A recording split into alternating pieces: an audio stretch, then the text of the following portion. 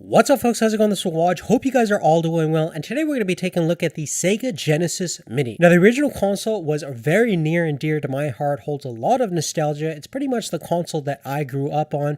So when I heard that Sega was going to be recreating the Genesis in a miniature form, I was super excited to not only play some of my favorite Genesis games, but also add a mini console to my existing library of mini retro console collection that I have going right now. Now, the Genesis Mini is sold for around $79.99. It comes with two controllers and a miniature version of the classic Genesis console that's about 55% of the original size. The authenticity of this piece of molded plastic looks very accurate based on my memory as a kid, and although I don't have a real Genesis to do a side-by-side comparison from my memory, I really couldn't tell the difference besides the obvious size difference. Now, what I can compare with is one of my favorite miniature cases, which is the Mega Pi case from Retroflag. This is a case designed for the Raspberry Pi 3 Model B, which is an awesome platform for running all sorts of different emulators. And besides the minor size difference, there isn't a big difference between the two.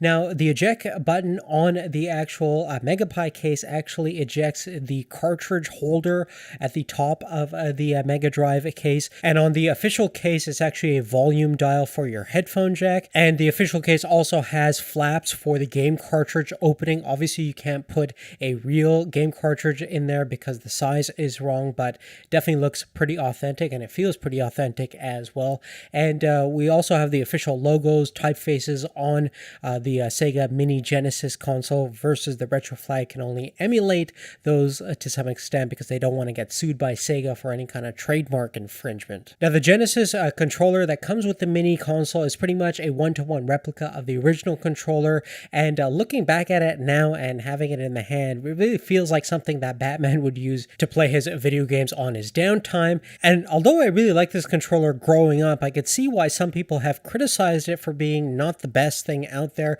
Firstly, it only has 3 buttons, A, B, C, and playing games designed for the Super NES that had A, B, X, Y configuration could be tricky and difficult at times. Also, it had this kind of large floppy D-pad design, kind of reminds me of the original Xbox controller, just a large circular blob, and wasn't as precise, certainly for playing fighting games and things like that. Now, the connectivity options on the Genesis Mini are dead simple. Basically, you have two connections for the dual controllers that come with it. At the back, you have an HDMI output as well as a micro USB power in, and you can power this thing through a USB power port on your PC or any USB power brick that you have laying around. So it's pretty universal in terms of powering this thing up. Now, the console outputs at 720p 30 FPS. You can view the games either in the original 4:3 aspect ratio or a widescreen if you want to stretch the original image. There's also some wallpaper designs as well as CRT filters if you want to get a more authentic kind of retro feel. Now, at the menu, you're going to be able to browse the 42 games that come with this console. It's a fairly eclectic list that features the classic staple Sega Genesis titles such as Sonic the Hedgehog, but also some oddball and rarities, which is nice to see. I certainly remember a lot of these games for the Genesis back in the video store days and always wanted to try them, but just didn't have the time to actually rent them out. Now I get the opportunity to relive some of those moments and play some of these classic titles.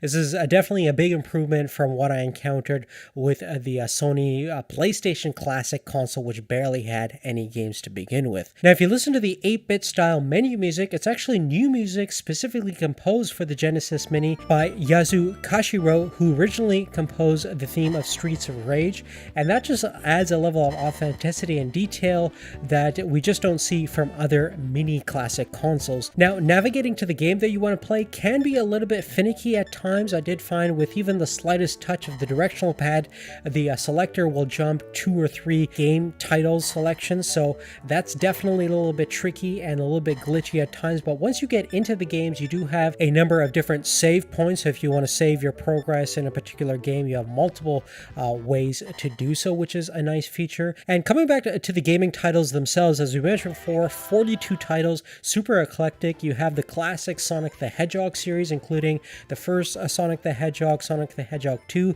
as well as the Hedgehog Spinball game.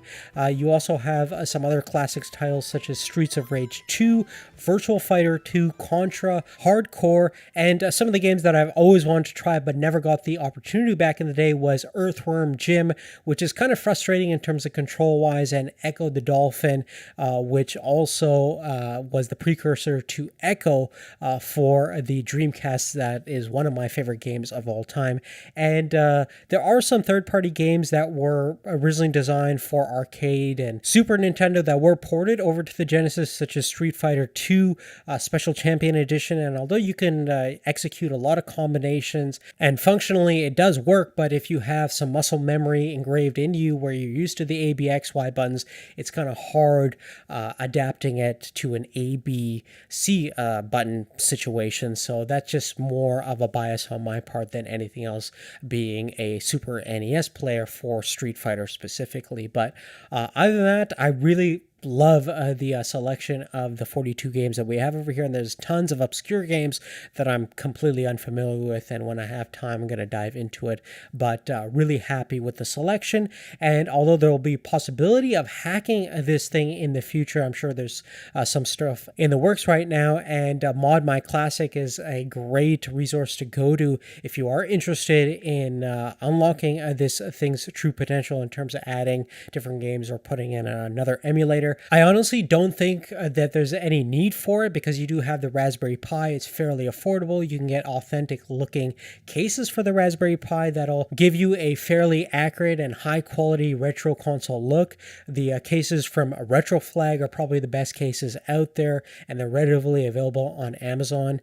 And at the end of the day, the Raspberry Pi will always be the more versatile emulating platform for all of your classic gaming console needs. I think why we are interested in these official mini consoles is more from a collectability standpoint, and the fact that it is an official licensed product from that specific company. That's why the Nintendo mini consoles have sold so well, and that's probably why this will have some traction. And even though the Sony PlayStation Mini Classic console didn't initially do too well, but after a significant price cut as well as being hacked, its sales improved steadily as well, and it's actually a pretty decent platform now for emulating PlayStation 1 style games. Now, in summary, I'm really happy with the Genesis Mini. I think it's a fantastic collectible item, especially for Sega fans like myself. And it's a solid package that delivers everything you want a classic console to deliver. It comes with a reasonable price tag. It's very authentic to the original design, comes with 2 controllers,